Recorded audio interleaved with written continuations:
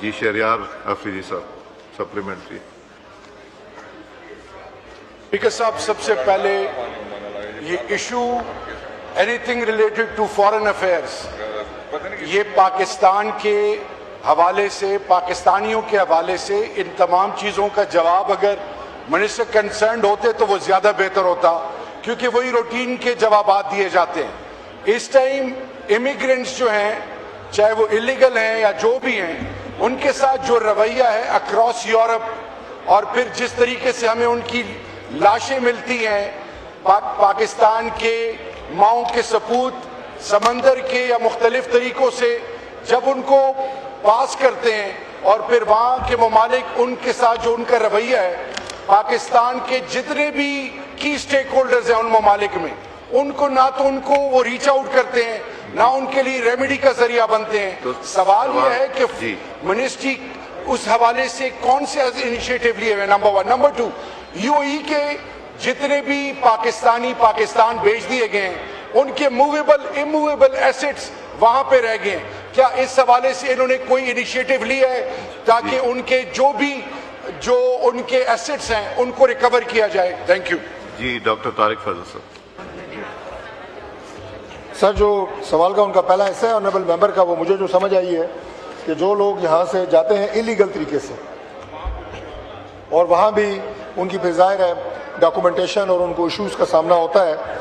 جناب اسپیکر، آپ کو یاد ہوگا کہ ابھی جو ہمارا جو پریویس سیشن تھا، پچھلا سیشن، اس میں یہ سوال کیا گیا تھا کہ یہاں پہ پاکستان کے مختلف ایئرپورٹس پہ جن لوگوں کے پاس ویلڈ ویزا بھی ہوتا ہے، ان میں رپورٹس ہیں کہ کچھ لوگوں کو روک لیا جاتا ہے. اس کی کیا وجوہات ہے؟ جناب اسپیکر، اس سوال کے جواب میں وہی وجوہات جو اس وقت بیان کی گئی تھی، وجوہات یہی ہیں کہ ہمارے وہ لوگ جو بغیر ڈاکومنٹیشن کے جاتے ہیں، اور وہ لوگ جو یہاں سے چند ممالک جیسے لیبیا ہے، جیسے گلف کنٹریز ہیں، سعودیہ ہے، یہاں سے پھر آگے سمندر کے ذریعے بغیر ڈاکومنٹیشن کے وہ یورپی ممالک میں داخل ہونے کی کوشش کرتے ہیں.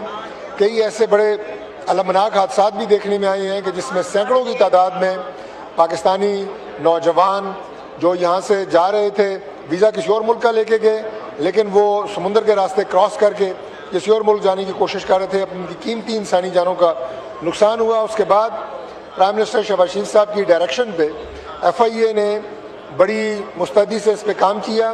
100 سے زائد ایف آئی اے کے جو افسران ہیں وہ اپنی نوکری سے ہاتھ دھو بیٹھے، ٹرمینیٹ کیے گئے. اور اس کے بعد یہ ایک فلٹر لگایا گیا ہے کہ جب بھی ان ممالک میں بالخصوص جو لوگ جاتے ہیں انہیں دیکھا جاتا ہے، پرکھا جاتا ہے کہ ان کی عمر کیا ہے، ذرائع آمدن کیا ہے، دیگر ان کا اپنا ایک کرائیٹیریا ہے، اور اس حوالے سے جو ڈپارٹمنٹ سمجھتا ہے کہ یہ لوگ اسی ٹرانزٹ روٹ کے ذریعے جانے کی کوشش کر رہے ہیں، انہیں روکا جاتا ہے تاکہ پاکستان کی بیرونی دنیا میں سستی بھی نہ ہو اور ان لوگوں کی جانوں کو بھی بچایا جا سکے. اور اس کے بعد جو آنریبل ممبرز نے دوسرے سوال کا حصہ،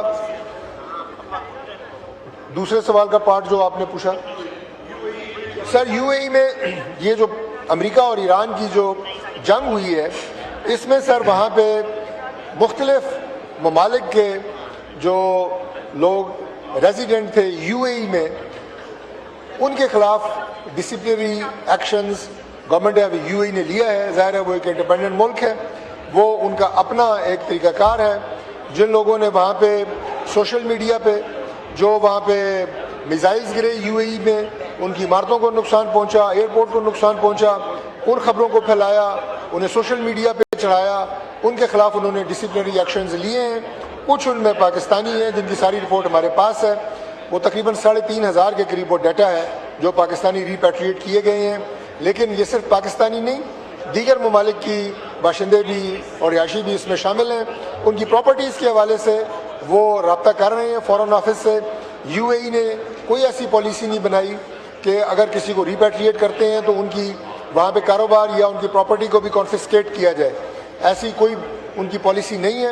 ان کی فیملی کے لوگ، خاندان کے لوگ، دیگر ان کے جو کوئی عزیز و اقارب ہیں، وہ اگر وہاں موجود ہیں، وہ ان کی پراپرٹی اور ایسٹس وہ ان کے حوالے ہیں، اور اگر ان کا کوئی نہیں ہے تو یہاں فارن آفس سے رابطہ کریں. انشاءاللہ فارن آفس اس کو انٹرٹین کر رہا ہے.